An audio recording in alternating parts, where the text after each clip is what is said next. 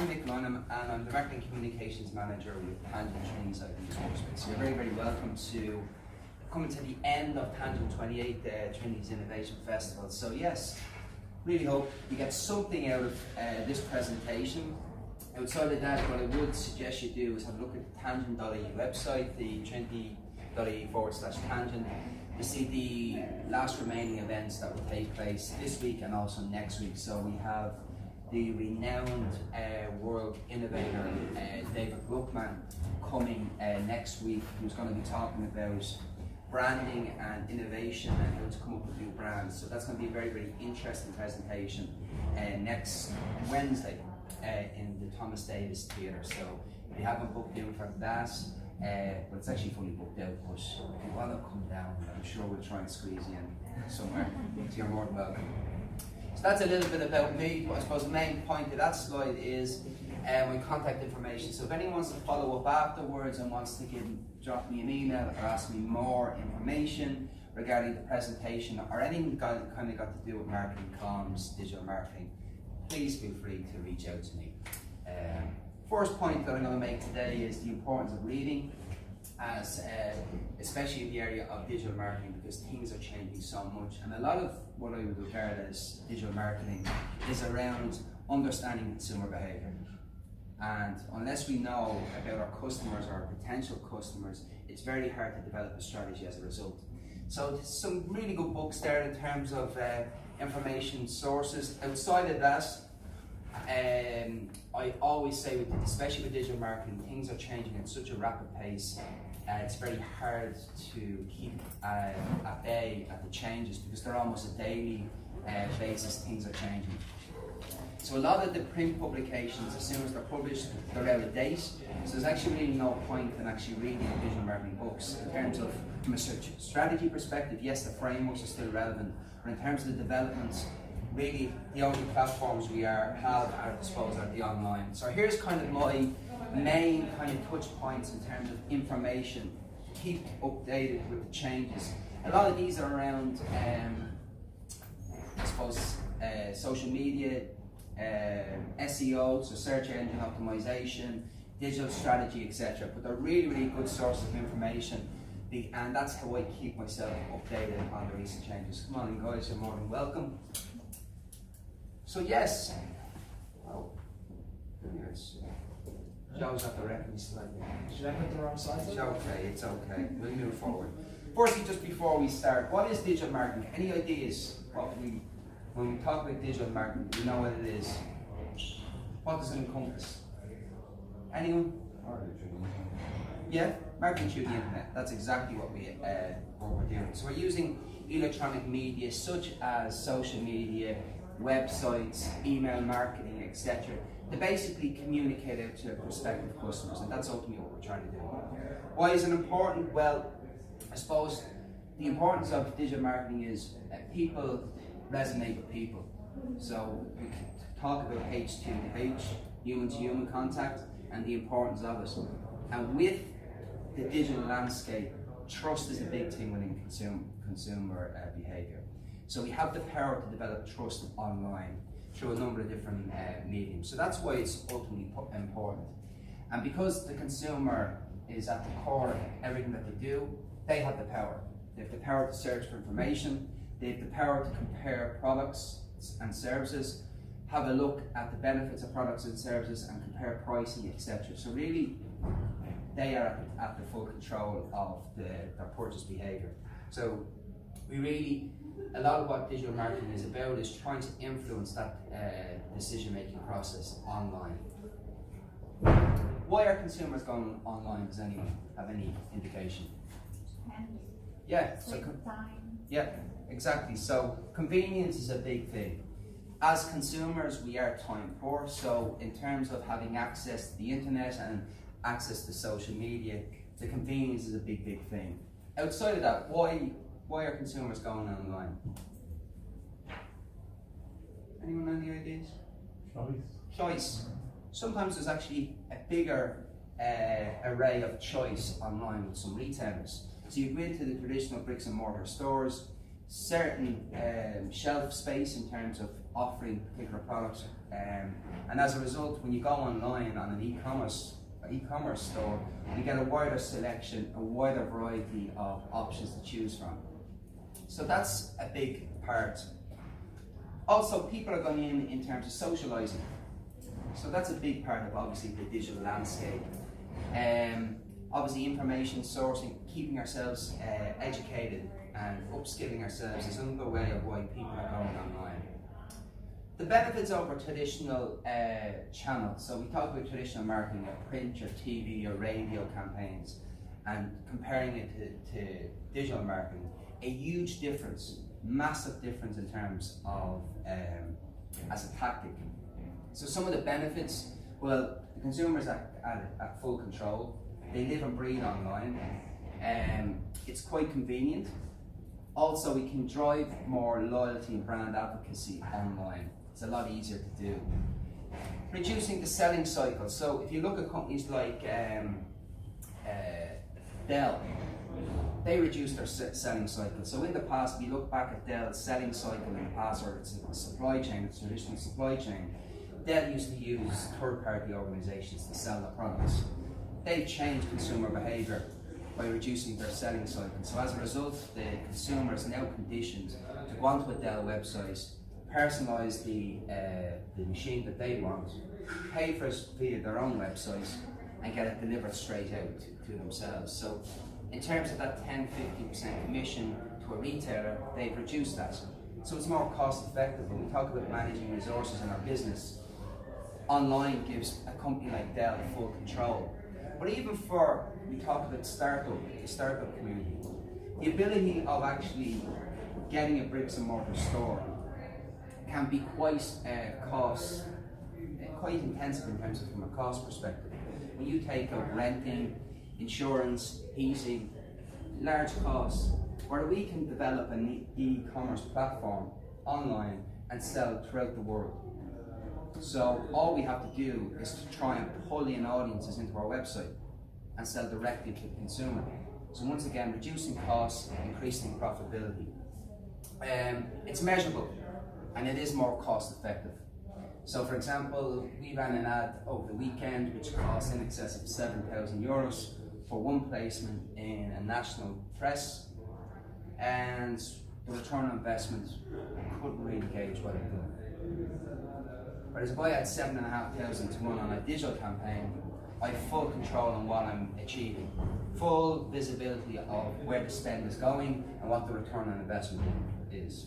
So I came in on Monday morning, we were selling a particular product, no increase in applications as a result of the campaign that happened in the print media. So put €500 worth of budget on Monday and Tuesday, done the same on Wednesday and Thursday, and suddenly we got 350 new leads for that particular product, all online. So when we talk about driving particular conversions, whether it's applications or sales or inquiries into the business, we can do that more cost effective and more immediate via online. So yes, in terms of reach, traditional can be quite limited. So if you run a print ads, it can be limited in terms of demographics. Digital, we can really go global. We can go anywhere. We can go down and literally laser target based on age profile, location-based information, interests and behaviours. So you can be really targeted who you go after in terms of prospective customers. So it's very specific. Price really depends on your budget, but on digital you can do you can have a lot of impact with such a small budget. So that example, 2 days, €500, another 2 days, so in effect €1,000, 350 leads generated. €7,500 for a print ad, one print ad in one paper, and the return on investment. Yes. The one question I've got, the factor I don't see there is time input. Yeah. It's the amount of time you'd input into traditional versus digital. That's actually a very good point, Joe, and thanks for bringing the question. It's just a quick, no, it's a good point. No, it's a very good point. Time is, for example, if you run a digital campaign, if you know who you're targeting and you know where you're putting a placement online, you can actually turn around quite quickly.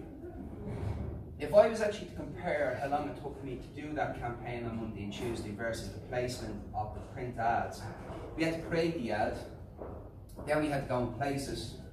You know, you had to sort out the finance for the ads, and then that was it. Then we wrote an article as well. So there was a bit of time involved in that. In terms of that campaign, it probably took me 30 minutes. Now the only thing is, in terms of when we manage campaigns, we have to make sure that we keep optimizing them. So making sure that they keep providing the return on investment. So maybe it's a thing of changing the ad copy for the digital ads, for example, or split testing, what's known as A/B testing, split testing campaigns to see what's working. So maybe one ad has a video, the second ad has an image. There might be slightly different ad copy, and then we test them over a couple of days to see what's providing the greatest return on investment. So maybe the video ad performs better than the image ad. Okay, well, we'll pause the image ad and we'll focus on the video ad. So yeah, online, it's really all about participation. Participation from the brand's perspective, but also from the consumer's perspective. Because ultimately what we're trying to do is develop relationships with prospective customers or existing customers. And a lot of the time brands end up pushing hard selling, pushing constantly products and services. And that's not what we're trying to do online. We're trying to add value to the end user. We can add value through a number of different ways and means, but a lot of it is around content creation, providing that value-added content that consumers are going to get a benefit from. I'm going to move on because I'm conscious of time. So building a data-driven digital marketing strategy from scratch. So this is really just, in its most simplistic way, how you go about doing that. So when we talk about developing a digital marketing strategy, what we're talking about is making a strategy that's built on strong foundations, built on data.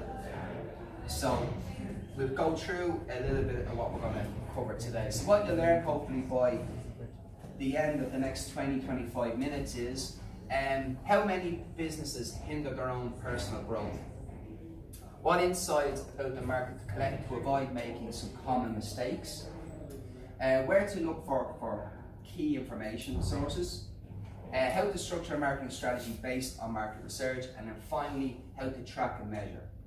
And what I'd always say is, and I use the abbreviation MTF, measure, tracking, everything.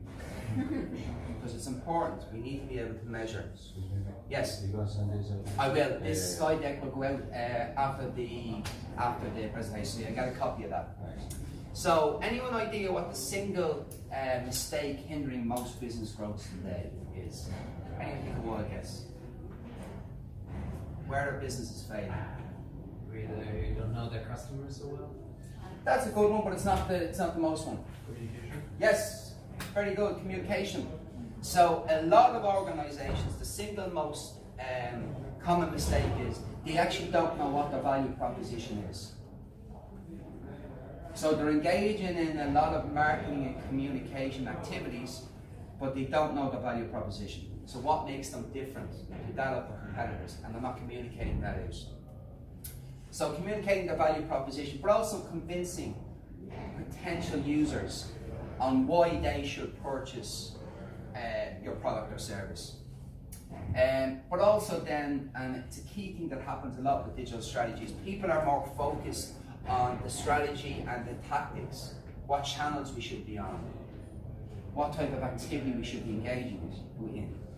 But where we need to start on is what is our value proposition, because that underpins the whole strategy. And ultimately, how are we going to influence consumer behaviour to, number one, trial, purchase, or convert for us, whatever that conversion may look like. So we all know kind of the value proposition canvas, so the benefits, what your product or service does, how does it feel like to use your product or service, and then the features, how does the product or service actually work. And outside of that, when we look at from a customer's perspective, what are the motivational drivers to make the purchase itself? The fears, if we're trying to take customers from competitors, the fears around that we can try and alleviate with information. And outside of that, what are the needs? So what's the rationale for making the purchase itself? Because if we know that, that can inform our content strategy for our overall strategy. And what are the hidden needs? Is there any hidden needs there that maybe consumers have that influence the purchase itself? But how could small, medium-sized companies introduce their own products or services into the market, and more importantly, try to effectively compete with the bigger players in the market? Anyone ideas how we might go and do that? So before we start competing, what we might do? Market research. Yes, brilliant. If I had a prize, I'd give you a prize for it, though. So, thank you. Well done. Market research. We need to conduct market research. It's the fundamentally most important thing you should do. When we talk about market research, what we really want to try and establish is who are your customers, or who are your prospective customers. So we're going to look at things around characteristics. So we're going to develop personas of the ideal potential customer that we're trying to target. How do they view solutions like your product or service?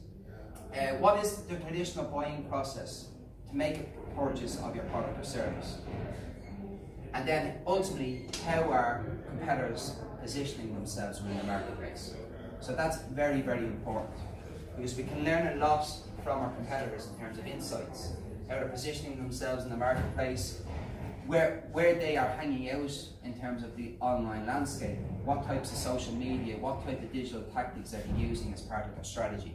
So we can learn a lot from our competitors. So when we talk about your customers, what are the challenges they are actually currently facing? What drives them crazy? How do they actually search for information, both from a traditional perspective but also from an online perspective? Where do they hang out online and offline? So do we know the particular channels that they're on, and are we engaging on those channels is going to be important. And all this information will, number one, help us to understand the market that we're hoping to operate in. We're going to be able to create a persona for our ideal customer. We're going to be able to map out the buying process for that potential customer, and ultimately then create value propositions that will target that buying process. So, conducting in-depth analysis. So we can use a lot of free tools to gain an insight into a particular market. So you're going to hear me talking about Google Trends later on. So we can actually get an understanding of the search behavior via Google within a particular country based on keywords or phrases that people are searching for related to your product or service or industry. So suddenly now we're establishing the online behavior of prospective customers in the market that we want to enter. And as a result, if we know the type of keywords and we know the type of phrases people are looking for, we can then produce content that reflects those keywords or reflects those search queries. So suddenly now our content is resonating with prospective customers. So how would a customer describe what you do? What other alternatives do they have? And how is my offering different from other solutions in the marketplace? What I will say here is, do we actually know the information needs of our target audience or audiences? Because they're going to be different. So for instance, I worked in international marketing, and some of the campaigns, as my colleague Liz would know, is we targeted a lot of different types of cohorts of people. So parents with preteens, parents with teenagers. We targeted the undergraduate market, so maybe they might convert to postgraduate students. We targeted high school counsellors because they're influential. So do we know the information needs? Because the information needs just in that basic example is going to be quite different. High school counsellor wants to know the reputation of the institution, the type of courses that's going to be there, the quality of the academic staff. A student may want to know like the student services and the societies and the sports and the facilities. Quite different information needs. Parents may want to know what type of employment the student's going to get after they graduate, funding, costs, that type of information. So if we know the information needs of our target audiences, we can then tailor the campaigns accordingly. So how my competitors approach customers. So we need to basically run some analysis on our competitors. So for example, you can use tools, digital tools, to gain an insight, number one, of where web traffic is coming into your competitors. What locations? what type of activities digitally are your competitors engaging with. So, for example, the types of data that we have are how many visitors that actually are getting to their website per month. What's the average time that they're spending on particular web pages? What marketing channels they're actually using and tactics they're using? What search queries are driving the most traffic to your competitors' websites? And then, so we can get all that access to that information using some of the digital tools. So there's a nice tool, it's called Moz, and you can use that tool and run competitor analysis. MOZ. Now you can get free access to certain parts of the tool, and then you can subscribe for a 30-day free trial. What I'd always say to people is, if you're signing up for the 30-day trial, they will ask you to put in your credit card details. Once you're on the 30-day, just go in and delete your credit card details, you won't be charged. But these tools give us full visibility of our competitors' data, which is quite powerful when we're developing a strategy. So how do people buy my stuff? So this is traditionally a kind of buyer funnel. So at the top of the funnel you'll have awareness, right down to consideration, where the consumer may make a decision to purchase your product or service versus that of a competitor, and then ultimately make the purchase. So we need to look at the buyer funnel, and we need to map the buyer funnel based on the target audiences we're going after and the information needs. So if I'm aware of your product or service, if you're going to market and communicate to me, you're not going to focus on the first stage of the funnel, because I'm already aware of the brand. Whereas this guy here doesn't know anything about my brand, well then my tactics here are going to focus on making him aware of my product or service or my brand. So different type of tactics are going to be executed here as opposed to, say, me. So we need to facilitate, and this is where a lot of brands fail. They focus on creating a lot of awareness, but they're not guiding people through the funnel and getting them to convert. So it's something that we just need to consider. So here's examples of how we might facilitate the buyer funnel. So the awareness stage, you could create content and push it out on the likes of social media. You could get involved in, say, professional groups, such as LinkedIn groups that relate to your industry, and engage in that to help create awareness of your brand, product or service. If we're looking at trying to ultimately convert the user, the online perspective, you could push out content that's more driving particular conversions like sales. So maybe you run some digital ads giving someone €10 off their next purchase, helping to drive sales within a particular time period.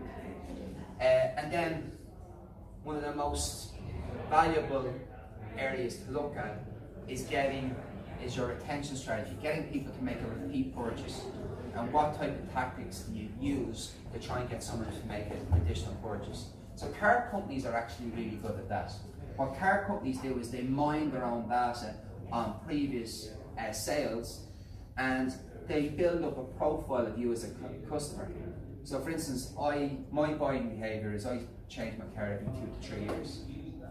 So the particular brand that I engage with send me out an email to try and, at certain times of the year that they have certain sales events, to try and get me to make a purchase. They're trying to influence my behaviour.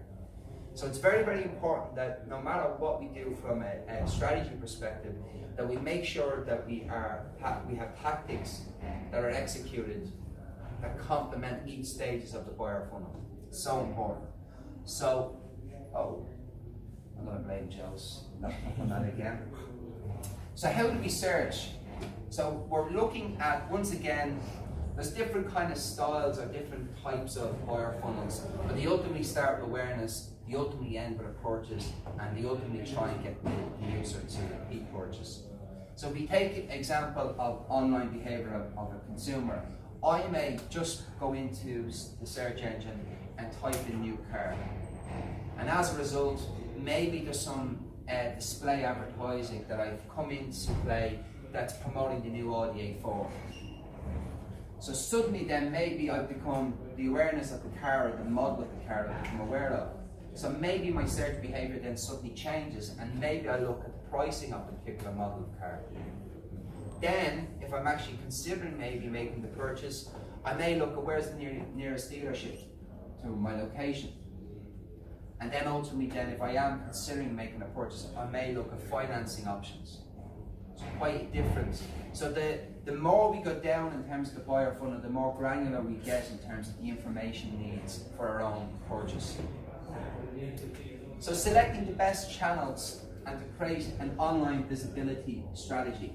So firstly, you need to find out the most commonly used channels that your competitors are using to engage with their audience and what learnings that you can establish from that. So for example, you would look at probably your initial 2 to 3 competitors, see what type of channels they're executing, and ultimately what the engagement rates are like on those channels.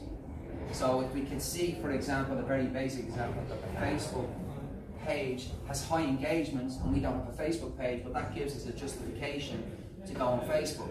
If they are on Facebook, maybe they're actually doing something from a content perspective. Maybe they're producing a series of videos on a particular topic, and that is generating a lot of engagement and interaction on the page. So that may give us an insight, maybe produce similar types of content. So yeah, we're going to try and test our tactics to see what resonates with our audience, our prospective audience, and then adjust our strategy going forward when we actually execute a full strategy. So yes, identify the most common channels to establish your online visibility strategy. So set up specific goals. Is your objective trying to create awareness? Is it trying to maybe convert people into new leads into the business that you may market and communicate to ultimately try and get them to make a purchase further down the cycle? What is it that you're trying to generate as part of the strategy? So you're going to have objectives as part of the digital strategy, and they need to be quantifiable. So there needs to be a quantifiable number against an objective. So for my campaign at the minute that we're running, one of the objectives would be to create 1,000 leads in the next 2 weeks for that particular program, and then to convert 10% of those leads into paying customers. So that's quite quantifiable. There's a time frame associated with it. So we always talk when we're setting objectives like SMART objectives, specific, measurable. We've probably all heard the SMART phrase before, but it's very, very important. And are there any limitations to running the strategy itself? Maybe we don't have a huge budget. Maybe we don't have a lot of human resources. Or maybe time is actually not a great resource for us. So maybe a campaign has to convert for us within a particular time period. So what is the time period that's going to fundamentally underpin the overall strategy or the outcomes of the strategy? Basic example just to explain sort of the digital tactics that we have at our disposal. So on the left hand side you have everything from search engine marketing right down to social media. And that's quite a good kind of graph in trying to explain. You talked a little bit earlier on about investment. So you can see it broken into cost, targeting, controls, input time from the individual or the team, and the output time. So that's really garnering the data back to see what's working in terms of return on investment, and then the scale, the size and reach of the actual individual channel that you're executing. So it's quite a nice way when we talk about trying to decide what tactics we're going to use as a strategy to achieve our overall objectives. This is a good indication of the type of decision making that we do in terms of selecting particular channels. So you make it by offline, you mean traditional? Yeah, traditional. Yeah, 100%. SEO, search engine optimization? Sorry? What SEO was search engine optimization? Search engine optimization. So that's basically doing is there's on-page and off-page activity. So off-page would be the likes of getting backlinks from other high reputable websites. It's getting them to send traffic back to your website. So that's a lot of what we would call off-page activity. On-page activity is making sure that we've got keywords embedded in our website, that if users are searching for a particular product or service, that our website will start to appear higher in the search engine results pages. Is that right? Cool. So validate your ideas. So when we talk about running campaigns or running strategies, what I'd always say to people is to run a small campaign, to assign a small portion of your budget. So let's say 50 euros. we're going to do some Facebook advertising. Set €50 for 2 days, run 2 different types of ads, see what works, and then whatever works the best, say, okay, I'm going to say spend €500 over the next 2 weeks on that particular ad set. So it's very, very important to test things before we actually, because there's no point running a digital campaign, let's say on social media, and say, okay, I'm going to assign €2,000 worth of budget and leave it there for a particular lifetime of the campaign, whether it's 2 weeks or a month, and hoping that it's going to provide a return on investment. You have to trial things and test things. You just ask where your 7,000 spent last weekend, really did that way, and implement it. Well, yeah, 100%. It's a very good point. A colleague of mine who is an academic felt that we should put a press ad out there in the national press. There was an article with it as well. There was a small article with it. So they felt in terms of from awareness would create a lot of awareness, and I think previous behaviour over previous years they had done something similar and they garnered a lot of applications, etc. But it didn't this time around. So it definitely tells a story. So as a result of spending nearly just over €7,000 on a print ad, we won't be doing that going forward. So and once again I forgot to say that I'm not dissing traditional marketing tactics at all. I'm not just solely saying digital is everything. You do need a balance between both. Like for example, awareness campaigns, definitely traditional marketing is really good in collaboration with digital, 100%. So yes, testing the channel. So test what's providing the highest return on investment for what you're doing. A/B test, it really is a good way, so you can split, we say digital ads, split the types of content associated with the ads, so maybe video, image, text-based ads, and see what works, and then ultimately tailor your campaign going forward. Outline the strategy. So everything you should be doing in terms of digital strategy should be underpinned with data. This helps to alleviate any waste in terms of resources. What I mean by data is what type of analytics we may have, what type of data we have from previous campaigns that ultimately can inform future campaigns. So how to build an effective marketing mix for your business. So once again, I like kind of visuals like this because it's very easy to kind of populate.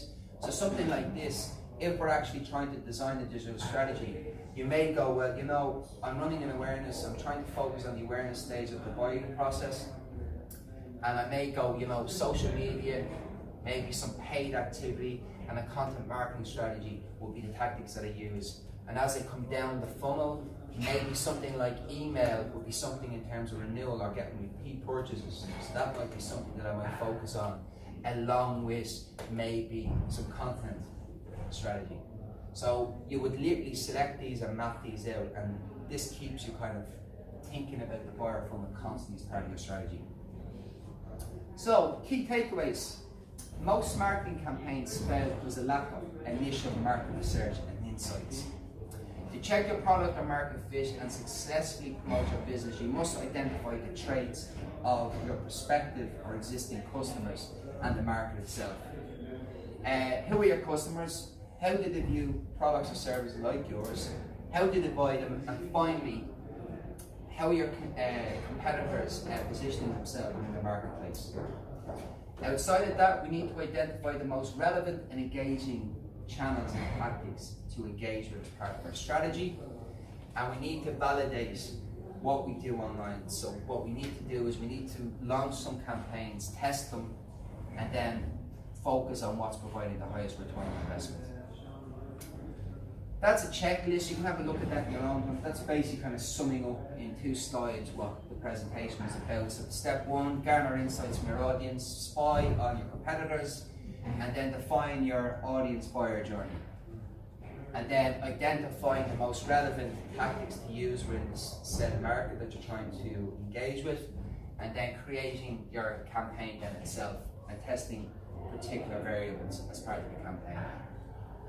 Some keyword research and some tools as part of the digital environment. Keyword planner tool great tool, free tool that you can get access to. You can find out the search volumes for particular products, services, or keywords over a 12-month period. It helps you to generate ad group ideas. So if you're running pay-per-click advertising, so these are the sponsored ads that appear on the left-hand side and right under the search query box in Google.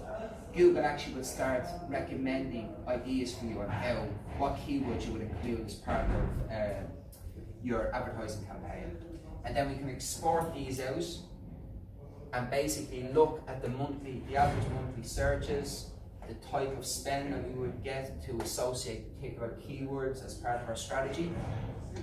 Google Trends then, it looks at seasonality data in terms of online search behavior via Google. So it's very good in terms of running competitor analysis as well when we talk about online search behavior via Google. The reason why we focus on Google as opposed to the other search engines is Google at the minute has 96% of the online search behavior in this country, 92% in the UK. Worldwide, I think it's about 95%. However, if you were targeting the Chinese market, Google only has 2.6% market share there. So you'd use a channel such as our search engine, such as Baidu, because they're the dominant player. So when we talk about international markets, understanding the digital landscape in an international market is important.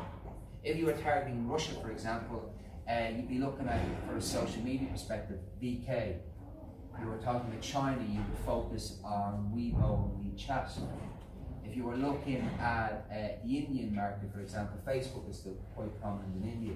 So it's differences in that. If we don't know and we haven't conducted our research, we may be engaging the wrong tactics for that particular marketplace.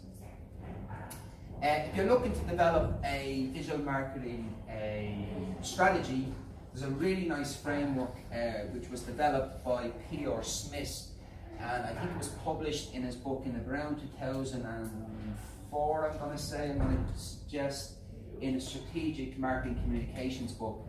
This is kind of the Bible in terms of developing a digital marketing strategy. So just explain it very, very briefly. Situation analysis. So that's where and how the company is currently operating in a market, but also what type of digital channels that they're executing as part of their strategy.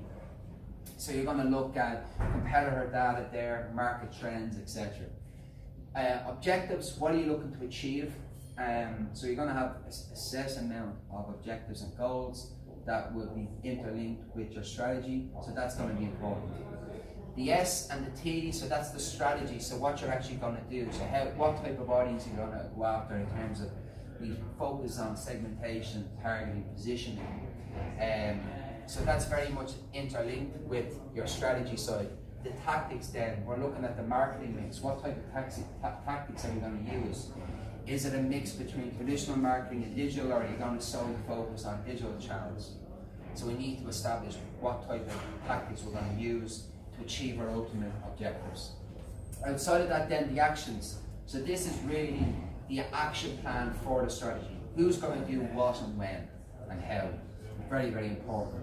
And then the final one, the C, is how you're going to control the campaign. So you're going to use a lot of the tools like Google Analytics, Facebook Insights. If you use email, you're going to use the email data that's been provided to control the campaigns. So if we talk about email, how can we try and increase the open rates and click-through rates via our previous email? You know, what learnings can we establish? What content is resonating in emails that we can help to formulate our future email campaigns? So that's ultimately how we control the campaign, using the data to inform the campaign up ahead. That is my presentation. Quite quick, so apologies, it was we've a limited amount of time in terms of these sessions, so they're quite condensed. Before I leave you go or let you go, has anyone got any questions or wants to ask anything? Please feel free. Joe loves a good question. Go on, Joe. My chance. So one thing I was interested in, you talked about how you get further down the funnel, and when you get further down the funnel, everything gets a bit more granular, you get a bit more targeted. So is that why social media tends to work better with conversions, because it's inherently more targeted? If that makes sense? It's a good point. It depends what you mean by social media. So if you're engaging in non-paid activity through social media, that's not going to be very interlinked with conversion. If you do paid activity on social, you have a higher rate of getting conversions. But it really depends on the product, service, and industry. So for example, some industries, email marketing is actually a really strong way to get conversions in terms of sales and inquiries into the business. So it really depends on industry, product, and service. We had a speaker come in last week who talked about Instagram versus Facebook, and how Facebook is sort of a dying breed now because of the fact that the entities have put so much money into Instagram to be more attractive and more appealing to demographics. But if you're looking at a campaign that, say, doesn't target millennials, it targets, you know, whatever qualifies for over that figure, and what do you do about that? Do you keep pouring money into Facebook even though it's so clunky, or? No, what you do is you find, so really it depends on the target audience you're going to go after. So, and it depends on whether it's B2C or B2B, so if it's business to consumer, business to business. So for example, if it's business to business, maybe LinkedIn is the most preferred choice because we can get really targeted on who we go after. So for example, if we're selling a software product, maybe we can target people who actually are the key influencers in making that decision in organizations. So realistically, in terms of targeting, you can target by age, interest, you can target by profession, etc. But really we need to find out where the audience is, and that will ultimately depend on location as well, but where they're hanging out online, and then engaging with that activity. And that will ultimately change, and you know, pending the age profile of the type of customer you're trying to go after. Yes? Sorry, you mentioned about Asia and how different mediums might be used in India or China and so on. Is there anywhere particularly one can get a good summary of especially if you're thinking business to business, where you might You email me, I'll send you a small document that will explain based on country, so I can send you that, there's no problem at all. Right. I'll send that to you. Yes? Please go back to the metrics slide, which you have SEO, SEM. This? No, sorry, metrics. The time spent. This? So what can we derive from this? So basically, the reason why I put this up is if you're actually planning a digital strategy, or even a mix between a digital and traditional strategy, in terms of aligning resources, so for example, if we look at offline, the cost is very high. So we know we have a limited budget, that ultimately will eradicate using offline as a tactic. If we were looking at, let's say, being very specific in terms of targeting, we could go, you know what, search engine marketing is a tactic that will really help us to target the precise people we want to go after in terms of promoting our products or our services. So this is really just to kind of provide visibility in terms of decision making on what channels that you're going to invest in. And this ultimately will depend on a couple of things. The resources that you have, both human, time and finance, but it's just trying to encapsulate your decision making for selecting particular tactics. How could we come at this inference? Say that again to me? How did we get at this inference? How could we arrive at these conclusions? That was based really on my observations in terms of digital marketing. I conducted a piece of research between 2013 and 2015, which really looked at kind of marketing strategy and how digital marketers selected particular channels. And that was really the criteria that I kind of used: cost, targeting, control, input time, output time, and scale. And based on that piece of research that I'd done with DCU at that time, that was sort of just a visual on the overall findings of that research. So some would argue and some may differ, and I may have a difference of opinion on that.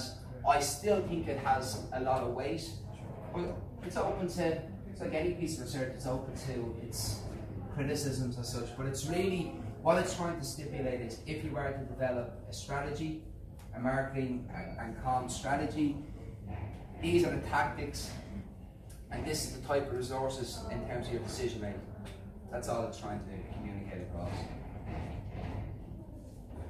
Anyone else?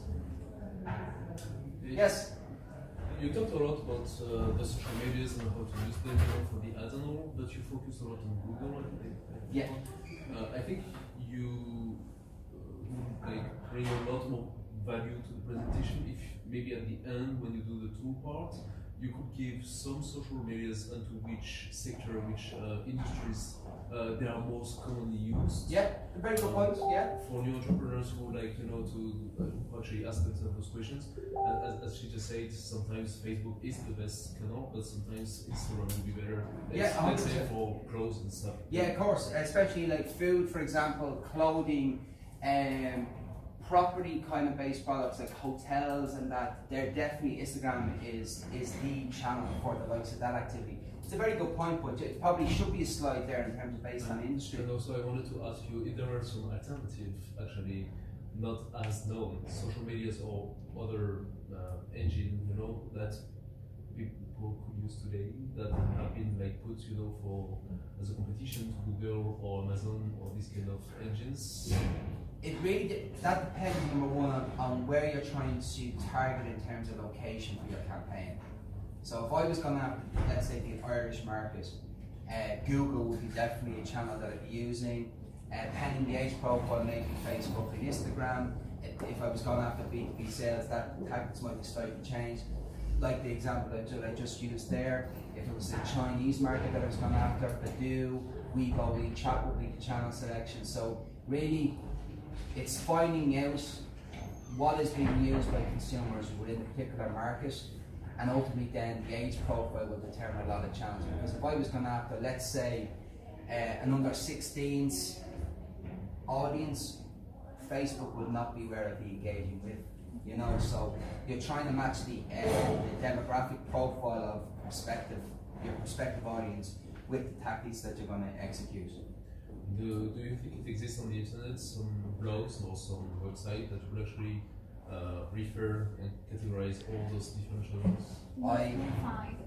I searched for clothes, for example, Yeah. and you can find a lot of people talking about where they think is better for some group of age and this kind of thing. You can find that. So you a lot. rely Yeah. on forums and people Yeah, talking. no, you can find, you definitely can find. Just Google and you find it. That slide there would be definitely applicable to that question. So smartinsights.com, they provide a lot of data around what you're actually looking for. So if you want that website, and there's a lot of free guides there that you can actually download, which will answer that question for you. Thank you. No problem at all. Yes? What can you say about marketing strategies that involve kind of giving value beyond the product that you're selling? For instance, giving information for free on a blog or something, in conjunction with advertising. Yeah, so very good point, and it's something that I kind of said earlier on in the presentation, but probably didn't focus on is the value-added content is so important, because ultimately the reason why companies will develop e-books and guides like that and push them out online is what they want to do is they want to provide a value prospective and existing customers, but ultimately they want to bring traffic into their website and want to promote their brand. So that's why a lot of the time a lot of brands generate what's known as content marketing strategies. So developing like a bank of video assets that they push out, it might be a video for an existing customer. So then once a prospective customer sees that resonates with them. So testimonials are very, very strong in that respect. But content marketing is becoming huge in digital marketing, and it's so important. It's not even a decision of whether we should use it as a tactic, we have to use it. Because ultimately, if you have a static website, for example, when Google ranks that and crawls that at intermediate times throughout the year, if you have just a static website, the position of the website is going to be there. Whereas if you have a website that's dynamic and keeps changing, Google keeps returning to your website, keeps ranking those pages, and ultimately that will provide value, number one, to your brand, but also to your prospective and existing customers. So a content marketing strategy is so important. What's the frequency of it? I don't remember Google come around and... Yeah, well, they come around quite a lot. Like you're talking pending how prominent the brand is in terms of content creation and stuff like that. So a lot of e-commerce websites, Google would be almost on a daily basis coming onto their site, crawling their site. So really the volume of content and the size of the website itself in terms of pages. You leave your website static for months, it'll just go. It just won't be performing to its Yeah. optimal level. And what we're trying to do is we're trying to compete with competitors, Yeah. and competitors are adding more and more content onto their website. So that's why you see a lot of brands now will embed social media, embed professional blogs onto their website, because that content is helping to bring in traffic into their website. Yes? Google's large chunk of revenue is from digital marketing, right? If I'm not wrong. Say that again to me? Google's large chunk of revenue is from digital Oh, marketing. 100%. So that's primarily where they're making the money is through digital advertising. Advertisements and the first search engine optimization. Yeah. It's in the first row when they research. Well, like worldwide, when you look at, they are the dominant search engine. So advertisers, like marketeers, like it's the primary way of getting your brand out there and trying to get sales for your business or inquiries into your business. So it's huge business for them. Huge business for them. No worries. We all good? Okay, if anyone has any questions outside of that, you can get me at any of those emails there, or just hassle Joe and Joe will get out in contact with me. But what I'll do is I'll make sure you have a copy of that presentation. If anyone has any further questions, please feel free to drop me an email. Alright? Thanks again, Brian.